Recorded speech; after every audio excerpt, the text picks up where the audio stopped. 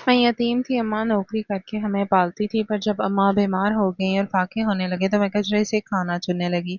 जब एक दिन खाना चुनते एक छोटा सा बच्चा मिला जो भूख से रो रहा था। मैं इसे घर ले आई। रात वो बच्चा मेरे सीने से लगकर सोता रहा। अचानक दिन बदलने लगे और घर में कोने कोने से पैसे मिलने लगे। हम कुछ ही वक्त में अमीर हो गए, पर मुझे इस बच्चे पर शक सा था। एक दिन एक फकीर को खैरात दी तो वो गुस्से से खैरात वापस करते हुए बोला, जो गुनाह तुम कर रही हो तुम पर खुदा का अजाब नाजिल होगा। मैं डर गई और उस रात तहज्जुद पढ़ने के इरादे से उठी, मगर मंजर देखकर चीख निकल गई। वो बच्चा जिसे मैं लाई थी, वो कौन है वहाँ? और इतनी रात गए तुम खिड़की के पास खड़े होकर किससे बातें कर रहे हो अयान? मुझे जवाब दो, तुम यहाँ क्या कर रहे हो? मेरी आवाज में खौफ और गुस्से शामिल था, मगर अयान ने मुड़कर नहीं देखा। वो बस साकत खड़ा। बाहर अंधेरे में जो साया था वो तेजी से दीवार फांद कर ओझल हो गया। मेरी आंखों में जो देखा था वो कोई वहम नहीं था। मैं अयान के करीब गई और इसके कंधे पर हाथ रखकर इसे अपनी तरफ घुमाया तो इसके हाथ में एक कागज का टुकड़ा था जिसे इसने मुट्ठी में भींच रखा था। मैंने इसकी मुट्ठी खुलवानी चाही तो इसने मज़ाहमत की, अयान ये क्या है? मुझे दिखाओ, मैंने सख्ती से कहा तो उसकी आंखों में मोटे मोटे आंसू तैरने लगे। वो कुछ बोल नहीं रहा था मगर रोए जा रहा था। रात के पिछले पहर तहज्जुद के वक्त में छाई ये पुरस्रार खामोशी और उस बच्चे की ये हरकत मेरे दिल में वसवसों के सांप लहरा रही थी। आखिर ये बच्चा कौन है और इसका इस अजनबी साए से क्या ताल्लुक है? ये जानने के लिए मुझे आपको उस वक्त में ले जाना होगा जब मेरी जिंदगी में ये तूफान अभी दाखिल भी नहीं हुआ था। मेरा नाम मिन्हा है और गुर्बत किस बला का नाम है ये मुझसे बेहतर शायद ही कोई जानता हो। बाप तो पहले ही हमें छोड़कर चला गया था। बाप के जाने के बाद मेरी माँ ने छोटे मोटे काम करके मेरा और मैं अपना पेट पाला, लेकिन अब वो बीमार रहने लगी थी और घर में फाकों की नौबत आ गई थी। मैं तब छोटी थी, मगर अब मैं भी जवानी की दहलीज पर कदम रख चुकी थी। इस दिन भी घर के हालात मामूल के मुताबिक थे, यानी फाकों का राज था। अम्मा की खांसी रुकने का नाम नहीं ले रही थी। मैं हाल ही डब्बों में बार बार टटोल रही थी कि शायद कहीं से आटे की कोई चुटकी निकल आए, मगर अम्मा प्लीज आप उठकर बैठ जाएं, मैं पानी लाती हूँ, आपका सांस उखड़ रहा है। मैंने घबरा कर अम्मा को सहारा दिया तो वह निढाल सी होकर चारपाई की टेक से लग गई। मैंने, हाँ बेटा, छोड़ इन सब बातों को, तू बस अब मुझे ये बता कि आज घर में खाने को कुछ है भी या नहीं। मेरी दवाई छोड़, बस तू अपने लिए कुछ इंतजाम कर ले। मेरा क्या है, मैं अब कब्र में पाँव लटकाए बैठी हूँ। अम्मा की ये बातें मेरे कलेजे को छलनी कर देती थी। मैंने मुस्कुराने की नाकाम कोशिश की और बोली, अम्मा आप फिक्र न करें, मैं अभी बाहर जा रही हूँ। मोहल्ले वाली खाला ने कहा था कि उनके घर कुछ काम है, शायद वहां से कुछ पैसे मिल जाए या कुछ खाने को मिल जाए। मैं झूठ बोल रही थी क्योंकि मोहल्ले में अब कोई भी मुझे उधार देने को तैयार नहीं था और काम तो जैसे मिलना मुहाल हो चुका था। मैंने चादर ओढ़ी और घर से निकल खड़ी हुई। बाहर सूरज सवा नेज़े पर था और जमीन तप रही थी, मगर मेरे पेट की आग इस गर्मी से ज्यादा शदीद थी। मैं सड़कों पर मारी मारी फिरती रही, मगर जहां भी जाती मायूसी मेरा मुकद्दर बनती। कोई कहता कि हमें काम वाली की जरूरत नहीं, तो कोई मुझे कम उम्र समझकर डांट देता। भूख से मेरा बुरा हाल था और आंखों के सामने अंधेरा छा रहा था। चलते चलते मैं शहर के इस इलाके में निकल आई जहाँ बड़े बड़े होटल और रेस्टोरेंट थे। वहां से खाने की ऐसी इश्तहा अंगेज खुशबुएं आ रही थीं कि मेरे मुंह में पानी भर आया, मगर जेब में एक फूटी कौड़ी नहीं थी। मेरे ज़मीर ने मुझे बहुत रोका, मगर इंसान जब भूखा हो तो इसकी गैरत भी सो जाती है। मैं होटल के पिछली तरफ बनी इस गली में दाखिल हो गई जहाँ कचरे के बड़े बड़े ड्रम पड़े थे। मेरा इरादा था कि शायद वहां से कोई ऐसी चीज मिल जाए जो खाने के काबिल हो। मैं जानती थी ये बहुत जिल्लत का काम है, मगर मेरी माँ घर पर भूखी थी और इसकी भूख मुझसे देखी नहीं जा रही थी। मैंने इधर उधर देखा और फिर एक ड्रम के पास जाकर बैठ गई। मक्खियों की भिनभिनाहट और गंदगी की बदबू ने मेरा सर चकरा दिया, मगर मैंने हिम्मत न हारी और एक थैली खोली जिसमें शायद कुछ बची हुई रोटियां थीं। मैं अभी वो रोटियां अलग कर रही थी कि मुझे एक दबी दबी सी सिसकी सुनाई दी। मैं चौंक गई। ये किस बिल्ली या कुत्ते की आवाज़ थी, बल्कि किसी इंसान के रोने की आवाज़ थी। मैंने डरते डरते इधर देखा तो सामने पड़े गत्ते के डब्बे کے پیچھے ہلکی سی حرکت ہوئی۔ میرا دل زور سے دھڑکا کہ کہیں کوئی مجھے دیکھ تو نہیں رہا۔ میں نے ہمت کی اور آگے بڑھ کر اس ڈبے کو ہٹایا تو وہاں کا منظر دیکھ کر میں حیران رہ گئی۔ وہاں ایک 3-4 سال کا بچہ گھٹنوں میں سر دیے بیٹھا رو رہا تھا۔ اس کے کپڑے خاک آلود تھے اور چہرے پر مٹی لگی ہوئی تھی، مگر اس کے نین نقش بتا رہے تھے کہ وہ کسی اچھے گھرانے کا چشمہ چراغ ہے۔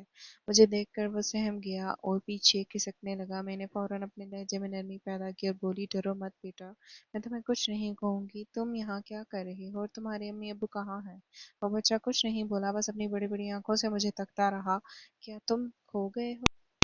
کیا تمہیں اپنے ماما بابا کا نام پتا ہے؟ ان سوالوں کے جواب پر بھی اس کے لبوں پر خاموشی تھی، اس کی آنکھوں میں بھوک اور پیاس تھی۔ مجھے اس کی حالت پر بہت ترس آیا۔ میں نے اپنی بھوک بھلا دی اور جو روٹی کا ٹکڑا مجھے ملا تھا میں صاف حصہ توڑ کر اس کی طرف بڑھایا۔ یہ لو، اسے کھا لو، تم بھوکے لگ رہے ہو۔ اس نے چپٹ کر میرے ہاتھ سے روٹی لی اور جلدی جلدی کھانے لگا۔ اس کی یہ حالت دیکھ کر میری آنکھوں میں نمی آ گئی۔ جب اس نے روٹی کھا لی تو میں نے اپنا ہاتھ اس کی طرف بڑھایا اور کہا، آؤ میرے ساتھ چلو، یہاں رہنا ٹھیک نہیں ہے۔ اس نے ایک لمحے کے لیے بھی نہیں سوچا اور پھر اپنا ہاتھ، چھوٹا سا ہاتھ، میرے ہاتھ میں دے دیا۔ اس کا ہاتھ بہت ملائم تھا۔ میں اسے گھر کی طرف لے کر چل پڑی۔ راستے بھر میں سوچتی رہی کہ اماں کیا کہیں گی، ہم تو خود دانے دانے کو محتاج ہیں، اس کا بوجھ کیسے اٹھائیں گے، مگر میں اسے وہاں چھوڑ بھی نہیں سکتی تھی۔ گھر پہنچ کر میں نے دروازہ کھٹکھٹایا تو اماں نے دروازہ کھولا۔ مجھے خالی ہاتھ دیکھ کر ان کے چہرے پر مایوسی چھا گئی، مگر جب ان کی نظر میرے ساتھ کھڑے بچے پر پڑی تو وہ حیران رہ گئی۔ مینہا، یہ کون ہے اور اسے کہاں سے لے کر آئی ہو؟ تم تو کام ڈھونڈنے گئی تھی، یہ بچہ کس کا ہے؟ اماں کے سوالوں کی بوچھاڑ میں نے انہیں پانی پلایا اور چارپائی پر بٹھا کر ساری بات بتائی کہ کیسے یہ مجھے کچرے کے ڈھیر سے ملا۔ اماں نے ماتھے پر ہاتھ پھیرا اور بولی، ہائے اللہ مینہا، یہ کیا مصیبت مول لی۔ کل کو اگر پولیس آ گئی یا اس کے وارث آ گئے تو ہم پر اغوا کا پرچہ کٹ گیا تو ہم کدھر جائیں گے؟ ہماری تو عزت بھی خاک میں مل جائے گی۔ میں نے اماں کے پاؤں پکڑ لیے اور روتے ہوئے بولی، اماں خدا کے لیے ایسا نہ کہیں، دیکھیں تو صحیح یہ کتنا معصوم ہے اور بھوکا بھی ہے۔ میں اسے وہاں مرنے کے لیے کیسے چھوڑ آتی؟ اللہ مالک ہے، وہی ہمیں کھلائے گا اور اسے بھی۔ اماں کا دل موم تھا، بچے کی معصومیت دیکھ کر پگھل گئی، اسے گلے لگا لیا اور اس رات ہم نے پانی پی کر اور اسے سوکھی روٹی کھلا کر سلا دیا۔ میں نے اس کا نام پوچھا تو وہ چپ رہا۔ میں نے اپنی طرف سے اس کا نام ایان رکھ دیا اور رات کو وہ میرے سینے سے لگ کر سویا تو مجھے ایسا لگا جیسے میری ویران زندگی میں کوئی بہار آ گئی ہو۔ اگلی صبح میری آنکھ فجر کی اذان کے ساتھ کھلی۔ میں وضو کرنے کے لیے صحن میں نکلی تو میری نظر صدر دروازے کے نیچے پڑی، ایک سفید چیز پر پڑی۔ میں چونکی کہ یہ کیا ہے تو میں نے قریب جا کر دیکھا تو وہ ایک لفافہ تھا جو باہر سے اندر کی طرف دھکیلا گیا تھا۔ میں نے دروازہ کھول کر گلی میں جھانکا تو وہاں بھوکا عالم تھا اور دور دور تک کوئی بندہ بشر نہ تھا۔ میں نے وہ لفافہ اٹھایا تو وہ خاصا وزنی لگا۔ میرا دل تیزی سے دھڑکنے لگا۔ میں نے کانپتے ہاتھوں سے اسے کھولا تو میری چیخ نکلتے نکلتے رہ گئی۔ اس میں بہت سارے نوٹ تھے۔ میں بھاگی بھاگی اندر آئی اور اماں کو جھنجھوڑ کر اٹھایا۔ اماں اٹھیں، دیکھیں یہ کیا ہے۔ یہ لفافہ دروازے کے نیچے پڑا تھا، اس میں پیسے ہیں۔ اماں ہڑبڑا کر اٹھ بیٹھی اور نوٹ دیکھ کر ان کی آنکھیں پھٹی کی پھٹی رہ گئیں۔ یہ 5,000 روپے تھے۔ اماں نے ڈرتے ہوئے کہا، مینہا بیٹا، یہ کہیں حرام کا پیسہ تو نہیں، یہ کسی نے غلطی سے یہاں پھینک دیا ہو؟ میں نے کہا، اماں یہاں کون غلطی کرے گا، اور ہمارا گھر تو ویسے بھی گلی کے کونے پر ہے، ضرور کسی اللہ والے نے ہماری مدد کی ہے، شاید ایان کے آنے کی برکت ہے، اللہ نے غیب سے رزق بھیج دیا ہے۔ ہم نے اللہ کا شکر ادا کیا اور بازار جا کر اماں کی دوائی اور گھر کا راشن لے آئی۔ اس دن ہمارے گھر میں کئی مہینوں بعد گوشت پکا تھا۔ ہم نے پیٹ بھر کر کھانا کھایا۔ پہلے دن 5,000 ملے تو ہمیں لگا کہ شاید یہ کوئی معجزہ ہے، مگر ابھی 3 دن ہی گزرے تھے کہ آٹے کے ٹین میں سے ایک اور لفافہ برآمد ہوا۔ اس بار اس میں 10,000 روپے تھے۔ میری حیرت کی انتہا نہ رہی تھی۔ پھر یہ سلسلہ چل نکلا، کبھی میرے سرہانے کے نیچے، کبھی باورچی خانے میں تو کبھی صحن میں پڑی چارپائی پر ہمیں لفافے ملنے لگے۔ یہ رقم اتنی تھی کہ نہ صرف ہماری ضرورتیں پوری ہوتی بلکہ ہمارے حالات بھی بدلنے لگے تھے۔ دوسرے تیسرے روز نوٹوں سے بھرا لفافہ کہیں نہ کہیں سے نکل آتا۔ دیکھتے ہی دیکھتے 5-6 ماہ کا عرصہ گزر گیا۔ ہمارے دن بھی پھر گئے۔ وہ گھر جو کبھی کھنڈر لگتا تھا اب اس کا حلیہ ہی بدل گیا تھا۔ میں نے سب سے پہلے گھر کا ٹوٹا ہوا دروازہ ٹھیک کروایا جس کی کنڈیاں تک نہیں لگتی تھی، دیواروں کا روغن نیا کروایا اور چھت کی ٹپکتی دراڑیں بھروا دی۔ وہ 2 کمرے جن کی حالت خستہ تھی اب نئی نویلی لگتی تھی۔ اب ہمارے دسترخوان پر روکھی روٹی نہیں بلکہ پھل گوشت ہوتا تھا۔ ماں کی دوائیاں وقت پر ملتی تو ان کی صحت بھی سنبھلنے لگی تھی۔ محلے والے بھی حیران تھے کہ اچانک ان کے دن کیسے پھر گئے، کل تک جو فاقے کرتے تھے آج ان کے گھر سے اچھی خوشبوئیں آتی ہیں، یہ سب کیسے ہو رہا ہے؟ مجھے کچھ خبر نہ تھی۔ ایان بھی بہت خوش رہتا تھا، ہم اس کا بہت خیال رکھتے تھے اور اسے کھانا بھی پیٹ بھر کر ملتا تھا، اور اس کو میں نے اچھے اور نئے کپڑے بھی دلائے تھے۔ میں نادان سمجھتی رہی کہ یہ غیب کی مدد ہے، مجھے لوگوں کی پرواہ نہیں تھی۔ مجھے تجسس ضرور تھا کہ یہ پیسے کون رکھ کر جاتا ہے اور کیوں۔ میرا شک اب یقین میں بدلنے لگا تھا۔ ان پیسوں کا تعلق ایان سے ہے، کیونکہ جب بھی میں ایان سے اس کا گھر کا پوچھتی تو وہ خاموش ہو جاتا اور اس کی آنکھوں میں ایک خوف سا لہرانے لگتا۔ میں نے کئی بار محسوس کیا کہ ایان کھڑکی کے پاس کھڑا گھنٹوں باہر دیکھتا رہتا ہے، جیسے اسے کسی کا انتظار ہو۔ میں اسے منع کرتی کہ بیٹا وہاں مت کھڑے ہوا کرو، مگر وہ میری بات انسنی کر دیتا، اور جب سے وہ ہماری زندگی میں آیا تھا تبھی سے یہ سلسلہ شروع ہوا تھا۔ ایک دن میں باورچی خانے میں برتن دھو رہی تھی کہ اماں نے مجھے آواز دی، میں نے کہا ذرا باہر دیکھنا، کوئی دروازہ کھٹکھٹا رہا ہے۔ میں ہاتھ پہنچتی ہوئی باہر گئی اور دروازہ کھولا تو سامنے ایک فقیر کھڑا تھا، جس کے چہرے پر جلال اور اس کی آنکھوں میں عجیب سی چمک تھی۔ میں نے پرس سے 100 کا نوٹ نکالا اور اس کی طرف بڑھایا تو اس نے میرا ہاتھ پکڑ لیا۔ میں گھبرا گئی اور ہاتھ چھڑانے کی کوشش کی، مگر اس کی گرفت بہت مضبوط تھی، اور اس نے میری آنکھوں میں جھانکتے ہوئے کہا بیٹی، جس مال پر سانپ بن کر بیٹھی ہو وہ تمہیں ڈس لے گا۔ یہ حرام کی کمائی اور یہ مشکوک بچہ تمہاری زندگی تباہ کر دیں گے۔ اسے واپس کر دو جہاں سے لائی ہو، ورنہ پچھتاوے کے سوا کچھ ہاتھ نہیں آئے گا۔ میں نے غصے سے اپنا ہاتھ چھڑایا اور بولی بابا جی، آپ کو نہیں معلوم ہماری مجبوری کا، اور یہ اللہ کا دین ہے، آپ کیوں بد دعا دے رہے ہیں؟ وہ فقیر عجیب سی ہنسی ہنسا اور بولا اللہ کا دین اور شیطان کی چال میں فرق کرنا سیکھو بیٹی۔ راتوں کو آنے والے فرشتے نہیں ہوتے اور نہ ہی وہ خیرات بانٹتے ہیں۔ یہ کہہ کر وہ مڑا اور تیزی سے گلی کے موڑ سے غائب ہو گیا۔ میں وہیں دھک سے رہ گئی۔ اس کی بات میں وزن تھا، راتوں کو آنے والے کون ہیں جو ہمیں پیسے دے جاتے ہیں؟ میرا دل خوف سے بھر گیا۔ میں نے اندر آ کر دروازہ زور سے بند کر لیا اور ایان کو دیکھنے لگی، جو صحن میں اپنے کھلونوں سے کھیل رہا تھا، جو میں نے اسے کچھ دن پہلے لا کے دیے تھے۔ کیا واقعی یہ بچہ ہمارے لیے عذاب تھا یا رحمت؟ میرے دل میں وسوسوں نے ڈیرے ڈال لیے تھے۔ اسی رات میرے شک کو یقین میں بدلنے کے لیے قدرت نے انتظام کر دیا تھا۔ میں عشاء کی نماز پڑھ کر لیٹ گئی، مگر نیند میری آنکھوں سے کوسوں دور تھی۔ فقیر کے الفاظ میرے کانوں میں گونج رہے تھے، ایان میرے برابر میں ہی سو رہا تھا۔ میں کروٹیں بدلتی رہی کہ اچانک مجھے آہٹ محسوس ہوئی۔ میں نے آنکھیں کھولی تو دیکھا ایان اپنے بستر پر نہیں تھا۔ میرا دل اچھل کر حلق میں آ گیا۔ میں نے اٹھ کر دیکھا تو وہ کمرے میں بھی نہیں تھا۔ سامنے والے کمرے کا دروازہ کھولا تھا اور وہاں سے چاندنی اندر آ رہی تھی۔ میں دبے پاؤں چلی آئی، وہاں پہنچی تو دیکھا کہ ایان کھڑکی کے پاس کھڑا ہے اور کھڑکی کے پٹ کھلے ہیں۔ میں دیوار کی اوٹ میں چھپ گئی تاکہ دیکھ سکوں کہ ماجرا کیا ہے۔ باہر گپ اندھیرا تھا۔ میری نظروں نے ایک سائے کو دیکھا جو کھڑکی کے بالکل باہر کھڑا تھا۔ ایان نے اپنا چھوٹا سا ہاتھ باہر نکالا اور اس سائے نے اس کے ہاتھ میں کچھ رکھا، پھر اس سائے نے اپنا ہاتھ ایان کے سر پر رکھا جیسے اسے پیار کر رہا ہو۔ ایان کی ہلکی ہلکی سسکیاں مجھے سنائی دے رہی تھی۔ میرا دل چاہا کہ چیخ ماروں، مگر میں نے خود پر قابو رکھا کہ کہیں وہ بھاگ نہ جائے۔ پھر ایان نے وہ چیز اپنی جیب میں ڈالی اور مڑنے لگا تو اس سائے نے اسے ایک اور لفافہ دیا۔ یہ وہی لفافہ تھا جو ہمیں روز ملتا تھا۔ اب مجھے سب سمجھ آ رہا تھا کہ یہ رزق غیب کہاں سے آتا ہے، لیکن وہ شخص کون تھا اور وہ ایان سے کیا چاہتا تھا؟ جیسے ہی وہ سایہ ہٹا میں نے ہمت کی اور ایان کو جا پکڑا۔ میں نے ایان کے کندھے جھنجھوڑے اور پوچھا بتاؤ ایان، وہ کون تھا اور تم اس سے کیا لے رہے تھے؟ ایان روتے ہوئے بولا وہ میرے پاپا ہیں۔ یہ سن کر میرے پیروں تلے سے زمین نکل گئی۔ اگر وہ تمہارے پاپا ہیں تو وہ سامنے کیوں نہیں آتے اور تمہیں یہاں کیوں چھوڑا ہے، اور تم رو کیوں رہے ہو؟ ایان نے اپنی جیب سے وہ چیز نکالی جو اس شخص نے اسے دی تھی۔ وہ ایک چاکلیٹ تھی اور ساتھ ہی کچھ پیسوں کا لفافہ بھی نیچے گر گیا تھا۔ میں نے ایان کو گلے لگا لیا اور بولی چپ ہو جاؤ، مجھے سب سچ سچ بتاؤ۔ ایان نے ہچکیاں لیتے ہوئے جو بتایا وہ سن کر میرے رونگٹے کھڑے ہو گئے۔ اس نے بتایا کہ آپ ہی وہ لوگ مجھے مارنا چاہتے ہیں، پاپا نے مجھے یہاں چھپایا ہے، وہ موقع ملتے ہی مجھے دیکھنے آتے ہیں تاکہ انہیں یقین ہو جائے کہ میں زندہ ہوں، اور یہ پیسے وہ آپ کو دیتے ہیں تاکہ آپ میرا خیال رکھیں، مگر وہ لوگ بہت خطرناک ہیں، انہیں پتہ چل گیا کہ میں یہاں ہوں تو وہ آپ کو اور اماں کو بھی مار دیں گے۔ ایان کی باتیں سن کر مجھے لگا کہ میں کسی دلدل میں دھنستی جا رہی ہوں۔ ہم نے نیکی کرنے کے چکر میں خود کو کسی مصیبت میں ڈال لیا تھا، اب آگے کیا ہوگا؟ وہ دشمن ہم تک پہنچ جائیں گے، اور ایان کا باپ آخر ہے کون جو یوں چھپ کر اپنے بیٹے سے ملتا ہے؟ سوالوں کا ایک طوفان تھا اور میں اکیلی ٹہلتی لڑکی جس کے پاس سوائے اللہ کے آسرے کے کچھ بھی نہ تھا۔ ایان کی یہ ادھوری اور خوفناک باتیں سن کر میرے رونگٹے کھڑے ہو گئے۔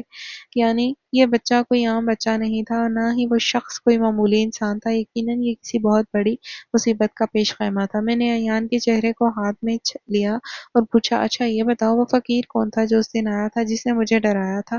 کیا تم اسے جانتے ہو؟ ایان نے معصومیت سے نفی میں سر ہلا دیا اور بولا، نہیں، میں اسے نہیں جانتا۔ بابا نے کہا تھا کہ کسی بھی اجنبی سے بات نہیں کرنی، شاید وہ ان گندے انکلوں کے ساتھی ہوگا جو پاپا کو ڈھونڈ رہے ہیں۔ یہ سن کر تو جیسے میرے پیروں تلے سے زمین ہی سرک گئی۔ میرا شک یقین میں بدلنے لگا۔ وہ فقیر دراصل ان دشمنوں کا جاسوس تھا جو بھیس بدل کر یہ ٹو لینے آیا تھا کہ ایان یہاں ہے یا نہیں۔ میں نے بیوقوفوں کی طرح اسے پیسے بھی دیے اور اس کی باتیں بھی سنی۔ اب مجھے اپنی ہر حرکت پر پچھتاوا ہو رہا تھا۔ میں نے انجانے میں اپنی اماں کی جان کو کس خطرے میں ڈال دیا۔ اگر وہ لوگ واقعی اتنے خطرناک ہیں تو وہ کسی بھی وقت یہاں پہنچ سکتے ہیں۔ اور ہم نہتی جانیں ان کا مقابلہ کیسے کریں گے؟ میرے ذہن میں بار بار وہ منظر آ رہا تھا جب فقیر نے میرا ہاتھ پکڑا تھا۔ اس کی آنکھوں میں جو وحشت تھی وہ کسی مانگنے والے کی نہیں تھی بلکہ کسی شکاری کی تھی۔ رات کا سناٹا اب مجھے کاٹنے کو دوڑ رہا تھا۔ میں نے ایان کو اپنے ساتھ لٹا لیا مگر نیند میری آنکھوں میں کوسوں دور تھی۔ ہراہٹ پر میرا دل اچل کر حلق میں آ جاتا تھا۔ اسی کھڑکی کا پٹ بھی ہلتا تو مجھے لگتا کہ وہ لوگ آ گئے ہیں۔ میری ساری رات یوں ہی گزری اور اللہ سے دعائیں مانگتی رہی کہ اللہ ہماری حفاظت کرنا۔ ہم نے تو بس ایک نیکی کی تھی، کسی کی جان بچائی تھی، اس کی سزا ہے کہ ہماری جان پر بن جائے۔ تو تقریباً ساری رات جاگتی رہی اور صبح ہونے والی تھی تب جا کے میری آنکھ ذرا سی لگی ہی تھی کہ اماں کی شدید کھانسی کی آواز نے مجھے چونکا دیا۔ میں ہڑبڑا کر اٹھی تو دیکھا اماں کا چہرہ زرد پڑ چکا تھا اور وہ سینے پر ہاتھ رکھے بری طرح تڑپ رہی تھی۔ ان کی سانس اکھڑ رہی تھی اور ماتھے پر ٹھنڈے پسینے آ رہے تھے۔ میں سب کچھ بھول کر اماں کی طرف بھاگی۔ اماں کیا ہوا آپ کو؟ میں پانی لاتی ہوں۔ میں نے جلدی سے پانی کا گلاس ان کے منہ سے لگایا مگر انہوں نے دانت بیچ رکھے تھے۔ ان کی حالت دیکھ کر میرے ہاتھ پاؤں پھول گئے۔ مجھے سمجھ نہیں آ رہا تھا کیا کروں۔ میں اس وقت باہر جانے کا خطرہ بھی مول نہیں لے سکتی تھی کیونکہ مجھے ڈر تھا کہ کہیں باہر وہ فقیر یا اس کے ساتھی ہاتھ لگائے نہ بیٹھے ہوں۔ میں نے ایان کو دیکھا جو کونے میں سہما ہوا بیٹھا تھا اور اماں کو تڑپتا دیکھ کر اس کی آنکھوں میں بھی آنسو آ گئے تھے۔ وہ بھاگ کر میرے پاس آیا اور بولا، انہیں کیا ہوا ہے؟ وہ بیچارہ بے حد گھبرا گیا تھا۔ میں نے اسے گلے لگایا اور میں نے فیصلہ کیا کہ مجھے ہر حال میں باہر جانا ہوگا۔ اماں کی دوائی ختم ہو چکی تھی اور انہیں فوری طبی امداد کی ضرورت تھی۔ میں نے ایان کو سمجھایا کہ تم اندر سے کنڈی لگا کے رکھنا، میں کسی کے لیے دروازہ مت کھولنا، کوئی بھی ہو، جب تک میں واپس نہ آ جاؤں اور آواز نہ دوں تو میں کسی کو اندر نہیں آنے دینا۔ ایان نے ڈرتے ہوئے اس بات میں سر ہلایا۔ میں نے چادر اوڑھی اور دل پر پتھر رکھ کر دروازے کی طرف بڑھی۔ باہر گلی میں ابھی اکا دکا لوگ ہی نظر آ رہے تھے۔ میں نے احتیاط سے ادھر ادھر دیکھا کہ کہیں وہ فقیر نظر نہ آ جائے۔ میرا دل زور زور سے دھڑک رہا تھا۔ مجھے ہر چہرے پر وہی خوفناک فقیر اور وہی دشمن دکھائی دے رہے تھے جن کا ذکر ایان نے کیا تھا۔ میں تیزی سے قدم اٹھاتی ہوئی میڈیکل سٹور کی طرف بڑھی۔ میری نظریں بار بار پیچھے مڑ کر دیکھ رہی تھی کہ کوئی میرا پیچھا تو نہیں کر رہا۔ میں دوائی لے کر واپس آ ہی رہی تھی کہ اچانک میری نظر گلی کے نکڑ پر کھڑے ایک شخص پر پڑی جو میرا خون رگوں میں جم گیا۔ یہ وہی فقیر تھا۔ وہ ایک کھمبے کے ساتھ ٹیک لگائے کھڑا تھا اور اس کی نظریں سیدھی ہمارے گھر کے دروازے پر جمی ہوئی تھی۔ اس نے مجھے نہیں دیکھا تھا کیونکہ میں اسے ایک دیوار کی اوٹ میں تھی، لیکن اس کا وہاں ہونا اس بات کا ثبوت تھا کہ ہم مکمل طور پر گھیرے میں آ چکے ہیں۔ وہ جاسوسی کر رہا تھا اور یقیناً موقع ملتے ہی وار کرنے والا تھا۔ میں الٹے قدموں پیچھے ہٹی اور دوسرے راستے سے گھوم کر گھر کے پچھلے دروازے تک پہنچی۔ میرے ہاتھ کانپ رہے تھے۔ میں نے بمشکل دروازہ کھٹکھٹایا اور ایان کو آواز دی۔ ایان نے میری آواز پہچان کر دروازہ کھولا۔ میں اندر گرنے والی انداز میں داخل ہوئی اور جلدی سے کنڈی لگا دی۔ میرا سانس پھول رہا تھا اور میرا چہرہ خوف سے سفید ہو رہا تھا۔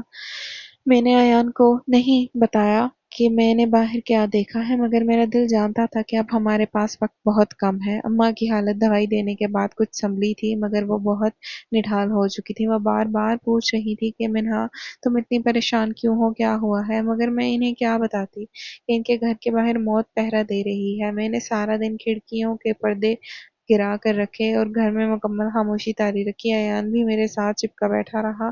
وہ بھی سمجھ گیا تھا کہ خطرہ ٹلا نہیں ہے بلکہ سر پر منڈلا رہا ہے۔ دوپہر کے وقت جب میں نے صحن میں جھانکا تو مجھے ایسا لگا جیسے دیوار کے اوپر سے کوئی سر نکال کر دیکھ رہا ہے۔ میں نے چیخ ماری تو وہ فوراً غائب ہو گیا۔ اب یہ میرا وہم تھا یا حقیقت، میں کچھ نہیں کہہ سکتی تھی مگر اس واقعے نے میرے اعصاب کو توڑ کر رکھ دیا تھا۔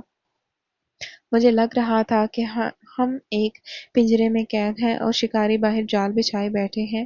میں نے سوچا کہ پولیس کو فون کروں، مگر پھر خیال آیا کہ اگر پولیس کے آنے سے پہلے ان لوگوں نے کچھ کر دیا، یا پھر اگر پولیس بھی ان سے ملی ہوئی تو کیا ایان کے پاپا نے کہا تھا کہ وہ بہت طاقتور لوگ ہیں، میں کس کا مقابلہ کروں گی؟ شام کا سایہ گہرا ہوتے ہی میرے دل کی دھڑکنیں پھر سے بے ترتیب ہونے لگیں۔ آج کی رات بہت بھاری لگ رہی تھی۔ ہوا میں ایک عجیب سی گھٹن تھی، جیسے طوفان سے پہلے کی خاموشی ہو۔ میں نے ایان کو جلدی کھلا پلا کر لٹا دیا، مگر وہ سو نہیں رہا تھا۔ اس کی نظریں بھی بار بار کھڑکی کی طرف اٹھ رہی تھی جہاں سے اس کا باپ روز اسے دیکھنے آتا تھا۔ مجھے آج اس شخص کا شدت سے انتظار تھا۔ مجھے اس سے پوچھنا تھا کہ آخر یہ سب کب تک چلے گا، اور وہ فقیر کون ہے؟ وہ ہمیں اس مصیبت سے نکالنے کے لیے کیا کر رہا ہے؟ اگر وہ ایان کا باپ ہے تو اسے سامنے آنا ہوگا۔ میں مزید اس خوف میں نہیں جی سکتی تھی۔ رات کے 12 بجے کے قریب اچانک بجلی چلی گئی اور پورا گھر گپ اندھیرے میں ڈوب گیا۔ یہ محض اتفاق تھا یا کوئی سازش؟ میرا دل زور سے دھڑکا۔ میں نے جلدی سے موم بتی جلائی۔ اس کی لرزتی ہوئی روشنی میں گھر کے سائے اور بھی خوفناک لگ رہے تھے۔ اچانک کھڑکی پر ایک زوردار تھاپ پڑی۔ یہ وہ معمولی کی دستک نہیں تھی، بلکہ ایسا لگا جیسے کوئی گر پڑا ہو، کسی نے زبردستی کھڑکی کھولنے کی کوشش کی ہو۔ میں نے ایان کو اپنے پیچھے کیا اور کانپتے ہاتھوں سے ایک لوہے کا ڈنڈا اٹھا لیا جو میں نے حفاظت کے لیے رکھا تھا۔ میں نے دبی آواز میں پوچھا، کون ہے وہاں؟ مگر کوئی جواب نہیں آیا، بس کسی کے بھاری اور اکھڑے ہوئے سانسوں کی آواز آ رہی تھی۔ میں نے ہمت کر کے کھڑکی کی چٹکی کھولی تو ایک سایہ لڑکھڑاتا ہوا اندر گرا۔ میں نے جلدی سے موم بتی اس کے چہرے کے قریب کی تو میری چیخ نکلتے نکلتے رہ گئی۔ یہ ایک وجیح شخص تھا، مگر اس کا پورا چہرہ خون سے لت پت تھا۔ اس کے کپڑے پھٹے ہوئے تھے اور وہ درد سے کراہ رہا تھا، اور یہ یقیناً ایان کا باپ تھا۔ مگر اس کی یہ حالت کس نے کی تھی؟ اس نے بمشکل گردن اٹھا کر میری طرف دیکھا اور پھر ایان کی طرف، جو پاپا پاپا کہتا اس کے ساتھ لپٹ گیا تھا۔ اس شخص نے کانپتے ہاتھوں سے ایان کو چھوا اور پھر میری طرف دیکھ کر ہانپتے ہوئے بولا، دروازہ بند کر دو، وہ لوگ آ گئے ہیں۔ میں نے جلدی سے کھڑکی بند کی اور پردہ گرا دیا۔ میں نے پوچھا، آپ کی یہ حالت کس نے کی ہے اور وہ لوگ کون ہیں؟ کیا وہ فقیر بھی ان کے ساتھ ہے؟ اس نے فقیر کا نام سن کر چونک کر مجھے دیکھا۔ اس کی آنکھوں میں ایک عجیب سا تاثر ابھرا، جیسے وہ کچھ کہنا چاہتا ہو، مگر درد کی شدت سے اس کے منہ کی آواز نہیں نکل رہی تھی۔ میں پانی لانے کے لیے مڑی ہی تھی کہ باہر گلی میں گاڑیوں کی ٹائروں کی چنگھاڑنے کی آوازیں آئیں اور پھر کئی لوگوں کے بھاری قدموں کی دمک سنائی دی، جیسے پوری فوج نے گھر کو گھیر لیا ہو۔ شہروز نے میرا ہاتھ پکڑ لیا۔ اس کا ہاتھ بہت ٹھنڈا تھا اور اس پر خون لگا ہوا تھا۔ اس نے کھڑکھڑاتی آواز میں کہا، میری بات غور سے سنو، ہمارے پاس وقت نہیں ہے۔ وہ فقیر میرا دشمن نہیں تھا، بلکہ وہ تو ابھی حملہ مکمل بھی نہیں کر پایا تھا کہ گھر کے مین گیٹ پر ایک زوردار دھماکہ ہوا، جیسے کسی نے گاڑی ٹکرا دی ہو، اور گیٹ ٹوٹنے کی آواز کے ساتھ ہی صحن میں اجنبی مردوں کی آوازیں گونجنے لگیں۔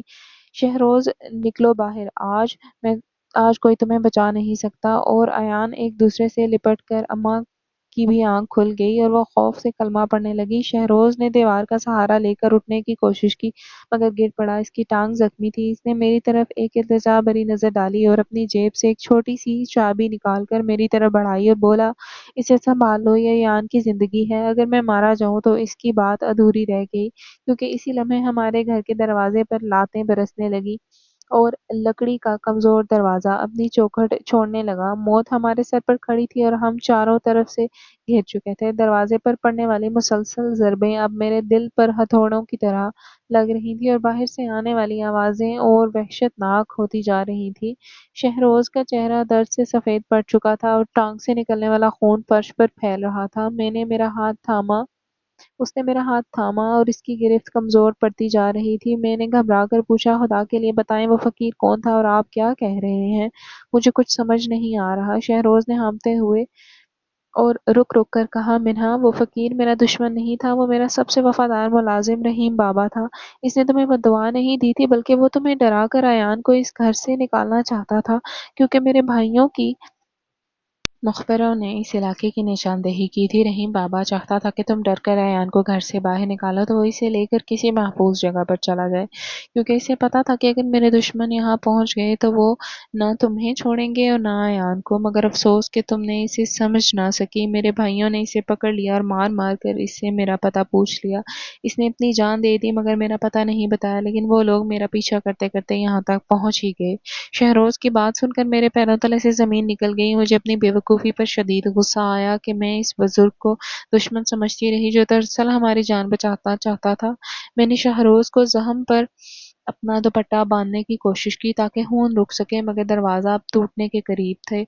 شہروز نے کہا، یہ میرے بینک کے لاکر کی چابی ہے، اس میں ایان کے نام ساری جائیداد کے کاغذات ہیں۔ اگر مجھے کچھ ہو جائے تو وعدہ کرو کہ تم ایان کو لے کر پولیس کے پاس جاؤ گی اور یہ کاغذات ان کے حوالے کرو گی۔ میرے بھائی صرف ان کاغذات کے لیے میری جان کے در پہ ہیں۔ میں نے روتے ہوئے نفی میں سر ہلایا اور کہا، نہیں بھائی، آپ کو کچھ نہیں ہوگا، ہم پولیس کو فون کر چکے ہیں، وہ آتی ہی ہوگی، آپ ہمت رکھیں۔ مگر شہروز نے مایوسی سے سر ہلایا اور کہا، ان کے پاس پولیس سے پہلے پہنچنے کا راستہ تھا، وہ لوگ قانون سے نہیں ڈرتے، وہ وحشی درندے ہیں۔ اسی لمحے کمرے کا دروازہ ایک زوردار دھماکے سے ٹوٹ کر زمین پر آ گرا اور 3-4 ہٹے کٹے افراد اندر داخل ہوئے۔ ان کے چہروں پر شیطانی مسکراہٹیں تھیں اور ہاتھوں میں جدید اسلحہ تھا۔ ان میں سب سے آگے ایک دراز قد شخص تھا جس کی آنکھوں میں خون اتر آیا تھا۔ اس نے شہروز کو زمین پر گرا دیکھ کر ایک قہقہا لگایا اور بولا، بھائی جان، آخر کار تم مل ہی گئے، تم نے کہاں کہاں نہیں ڈھونڈا اور تم یہاں کچرے کے ڈھیر میں چھپے بیٹھے ہو۔ اس کی آواز میں اتنا تکبر تھا کہ میرا دل کانپ اٹھا۔ یہ شہروز کا سوتیلا بھائی سکندر تھا۔ اس نے آگے بڑھ کر شہروز کے زخمی پیر پر ٹھوکر ماری تو شہروز درد سے بلبلا اٹھا۔ ایان چیخ مار کر اپنے پاپا کی طرف بڑھا، مگر سکندر نے اسے بازو سے پکڑا ہوا تھا اور بولا، تو یہ ہے وہ وارث جس کے لیے تم نے اتنی چھپن چھپائی کھیلی، آج یہ کھیل ہمیشہ کے لیے ختم ہو جائے گا۔ میں نے ایک دم آگے بڑھ کر ایان کو چھڑانے کی کوشش کی اور چلائی، خبردار، میرے بچے کو ہاتھ مت لگانا، چھوڑ دو اسے، تم لوگ انسان ہو یا جانور۔ سکندر نے مجھے ایک زوردار دھکا دیا جس سے میں دیوار سے جا ٹکرائی اور میرا سر چکرا گیا۔ میں نے ایان کو بے دردی سے جکڑ لیا اور شہروز سے مخاطب ہو کر بولا، کاغذات کہاں ہیں؟ شہروز، سیدھی طرح بتا دو ورنہ تمہارے بیٹے کو اپنے ساتھ لے جاؤں گا اور پھر اسے کبھی نہیں ڈھونڈ پاؤ گے۔ شہروز نے ہاتھ جوڑ کر منت کی، سکندر، خدا کا خوف کرو، یہ معصوم بچہ ہے، اس کا کیا قصور ہے؟ جائیداد چاہیے تو لے لو مگر میرے بیٹے کو چھوڑ دو، میں کاغذات دینے کو تیار ہوں، بس اسے جانے دو۔ سکندر ہنسا اور بولا، اب کاغذات بھی ملیں گے اور تمہاری لاش بھی، کیونکہ میں کوئی ثبوت نہیں چھوڑنا چاہتا۔ اماں جو اب تک سکتے کے عالم میں چارپائی پر بیٹھی تھی، ابھی بیماری اور کمزوری کے باوجود اٹھ کھڑی ہوئی اور سکندر کے سامنے آ گئی۔ انہوں نے کہا، بیٹا ظلم مت کر، اللہ کی لاٹھی بے آواز ہے، تو اس معصوم کی جان لے گا تو تجھے بھی سکون نہیں ملے گا۔ مگر دولت کے نشے میں چور سکندر نے اماں کو بھی دھکا دے دیا جس سے وہ زمین پر گر گئی۔ یہ منظر مجھ سے برداشت نہ ہوا، میرے اندر نہ جانے کہاں سے اتنی طاقت آ گئی کہ میں اس کے پاس پڑا ہوا لوہے کا بھاری راڈ اٹھایا اور پوری قوت سے سکندر کے ہاتھ پر دے مارا۔ اس اچانک حملے سے سکندر بوکھلا گیا۔ میں نے فوراً ایان کو کھینچ کر اپنے پیچھے کیا اور چیخ کر بولی، باہر نکلو میرے گھر سے ورنہ تم سب کا سر پھاڑ دوں گی۔ میری اس جرأت پر وہ سب حیران رہ گئے۔ شہروز بھی حیرت سے مجھے دیکھ رہا تھا۔ سکندر نے درد سے کراہتے ہوئے اپنے آدمیوں کو اشارہ کیا کہ اسے پکڑ لو۔ میں نے راڈ گھماتے ہوئے کہا، جو آگے آیا میں اسے جان سے مار دوں گی۔ اسی دوران باہر گلی میں بہت شور مچ گیا اور لوگوں کی آوازیں آنے لگی۔ دراصل جب دروازہ ٹوٹا تھا تو اس کی آواز سے اور میری چیخوں سے پورا محلہ جاگ گیا تھا اور لوگ ڈنڈے اور لاٹھیاں لے کر ہمارے گھر کے باہر جمع ہو گئے تھے۔ محلے والوں نے دیکھا کہ گھر کا دروازہ ٹوٹا ہوا ہے تو وہ اندر مسلح افراد بھی ہیں، تو انہوں نے شور مچا دیا۔ چور چور، ڈاکو ڈاکو کی آوازیں گونجنے لگیں۔ سکندر اور اس کے ساتھی گھبرا گئے کیونکہ وہ سمجھ ہی رہے تھے کہ میں ایک بے سہارا لڑکی ہوں اور وہ آسانی سے اپنا کام کر کر نکل جائیں گے، مگر محلے کے اتحاد نے ان کا منصوبہ خاک میں ملا دیا۔ اسی اثنا میں پولیس کی گاڑیوں کے سائرن کی آواز بھی سنائی دی جو میں نے پہلے ہی کال کر دی تھی۔ پولیس کی آواز سنتے ہی سکندر کے ساتھیوں کے ہوش اڑ گئے۔ وہ بھاگنے کی کوشش کرنے لگے مگر باہر محلے والوں نے راستہ روک رکھا تھا۔ سکندر نے طیش میں آ کر بندوق اٹھانے کی کوشش کی مگر شہروز نے اپنی ٹانگ کے درد کے باوجود چھلانگ لگا کر اسے دبوچ لیا۔ شہروز زخمی ضرور تھا مگر اپنے بیٹے کی زندگی بچانے کے لیے اس میں شیر جیسی طاقت آ گئی تھی۔ اس نے سکندر کو زمین پر پٹخ دیا۔ اتنے میں پولیس اندر داخل ہو گئی اور انہوں نے سب کو ہتھیار پھینکنے کا حکم دے دیا۔ پولیس نے سکندر اور اس کے ساتھیوں کو ہتھکڑیاں لگا دی۔ انسپکٹر نے آگے بڑھ کر شہروز کو سہارا دیا جو اپنے ڈھال ہو کر گر رہا تھا کیونکہ اس کا بہت خون بہہ چکا تھا۔ ایمبولینس بھی آ گئی تھی۔ میں نے جلدی سے اپنا برقع سنبھالا اور اماں کو پڑوسیوں کے حوالے کر کے ایان کے ساتھ ایمبولینس میں بیٹھ گئی۔ شہروز کی حالت بگڑتی جا رہی تھی، اس کی آنکھیں بند ہو رہی تھیں اور وہ بار بار ایان کا نام لے رہا تھا۔ میں اس کا ہاتھ تھام کر کہا، آپ کو کچھ نہیں ہوگا، ہم ہسپتال جا رہے ہیں۔ ایان روتے ہوئے اپنے بابا کے سینے سے لگا ہوا تھا۔ ہسپتال پہنچ کر ڈاکٹروں نے اسے فوراً شہروز کو طبی امداد فراہم کی۔ میں اور ایان باہر راہداری میں بیٹھے دعائیں مانگ رہے تھے۔ وہ رات میری زندگی کی سب سے طویل رات تھی۔ مجھے شہروز کی فکر کھائی جا رہی تھی۔ وہ شخص جس نے اپنے بیٹے کے لیے اتنی قربانیاں دی، کیا وہ اتنا تنہا چھوڑ جائے گا؟ پولیس نے میرا بیان ریکارڈ کیا۔ ایان میری گود میں سر رکھ کر روتے روتے سو گیا۔ مگر میری آنکھوں میں نیند نہیں تھی۔ میں بس آپریشن تھیٹر کے دروازے کو دیکھ رہی تھی اور دل ہی دل میں اللہ سے اس اجنبی کی زندگی کی بھیک مانگ رہی تھی جس نے انجانے میں ہی صحیح مگر ہماری بہت مدد کی تھی۔ اس وقت مجھے احساس ہوا کہ خون کے رشتوں سے بڑھ کر بھی کچھ رشتے ہوتے ہیں جو انسانیت اور احساس کی ڈور سے بندھے ہوئے ہوتے ہیں۔ صبح کے اذانوں کے وقت دروازہ کھلا اور ڈاکٹر باہر آئے۔ ان کے چہرے پر تھکاوٹ تھی مگر اطمینان بھی تھا۔ انہوں نے بتایا کہ گولی نکال لی گئی ہے اور شکر ہے کہ کوئی بڑی شریان نہیں کٹی، بس خون زیادہ بہہ جانے کی وجہ سے کمزوری ہے، مگر وہ خطرے سے باہر ہیں۔ یہ سن کر میں وہیں سجدہ شکر ادا کیا اور ایان کو جگا کر یہ خوشخبری سنائی۔ ایان خوشی سے اچھل پڑا۔ کچھ گھنٹوں بعد ہمیں شہروز سے ملنے کی اجازت مل گئی۔ وہ بستر پر لیٹا تھا اور اس کے چہرے پر اب سکون تھا۔ ہمیں دیکھتے ہی اس نے مسکرانے کی کوشش کی۔ میں نے آگے بڑھ کر اس کی خیریت پوچھی تو اس نے دھیمی آواز میں کہا، شکریہ منہا، اگر تم نہ ہوتی تو شاید میں اور میرا بیٹا محفوظ نہیں ہوتے۔ میں نے کہا، آپ آرام کریں، یہ سب اللہ کا کرنا تھا، ہم تو بس وسیلہ بنے۔ کچھ دنوں بعد شہروز بالکل ٹھیک ہو گیا۔ پولیس نے سکندر اور اس کے ساتھیوں پر اقدام قتل اور اغوا کا مقدمہ درج کر لیا تھا اور وہ سب جیل کی سلاخوں کے پیچھے تھے۔ شہروز کو ہسپتال سے چھٹی ملی تو وہ سیدھا ہمارے گھر آیا۔ اس بار وہ مین گیٹ سے شان سے اندر آیا تھا۔ اس کے ساتھ بہت سے تحائف اور مٹھائیاں تھیں۔ محلے والے بھی اسے دیکھنے کے لیے جمع ہو گئے تھے۔ شہروز نے سب سے پہلے اماں کا شکریہ ادا کیا کہ انہوں نے اس کے بیٹے کو پناہ دی، پھر وہ میری طرف مڑا۔ اس کی نظروں میں جو احسان مندی اور عزت تھی، اس نے مجھے شرمندہ کر دیا۔ اس نے ایان کو گود میں اٹھایا اور بولا، منہا، میں ساری زندگی تمہارا احسان نہیں چکا سکتا۔ تم نے نہ صرف میرے بیٹے کو سہارا دیا بلکہ میری جان بھی بچائی۔ اگر تم اس رات ہمت نہ دکھاتی تو شاید آج ہم زندہ نہ ہوتے۔ میں نے نظریں جھکا کر کہا، یہ تو میرا فرض تھا۔ انسانیت کا رشتہ خون کے رشتے سے کم نہیں ہوتا۔ شہروز نے اسی لمحے توقف کیا اور پھر بڑی سنجیدگی سے بولا، منہا، میں جانتا ہوں کہ یہ وقت مناسب نہیں، مگر میں ایک بات کہنا چاہتا ہوں۔ ان پچھلے چند دنوں میں نے تمہاری بہادری اور غیرت، تمہاری ممتا دیکھی ہے۔ میں نے دیکھا ہے کہ تم نے کس طرح اپنی بھوک مٹا کر میرے بچے کا پیٹ بھرا۔ میں ایان کے لیے ایک ماں اور اپنے لیے ایک ایسی شریک حیات چاہتا ہوں جو دولت کی نہیں بلکہ دل کی امیر ہو۔ کیا تم میری شریک حیات بنو گی؟ ایان کی ماں بن کر ہمارے گھر کو سنوارو گی؟ یہ سن کر وہ ہکا بکا رہ گئی اور اماں کی آنکھوں میں خوشی کے آنسو آ گئے۔ اماں نے روتے ہوئے کہا، بیٹا، یہ تو میری خوش قسمتی ہوگی کہ میری بیٹی کو تم جیسا ہیرا ملے گا۔ میں کبھی خواب میں بھی سوچا نہیں تھا کہ اللہ میری منہا کے نصیب اتنا بلند کرے گا۔ کہ ایان نے جب یہ سنا تو وہ خوشی سے تالیاں بجانے لگا اور مجھ سے لپٹ گیا۔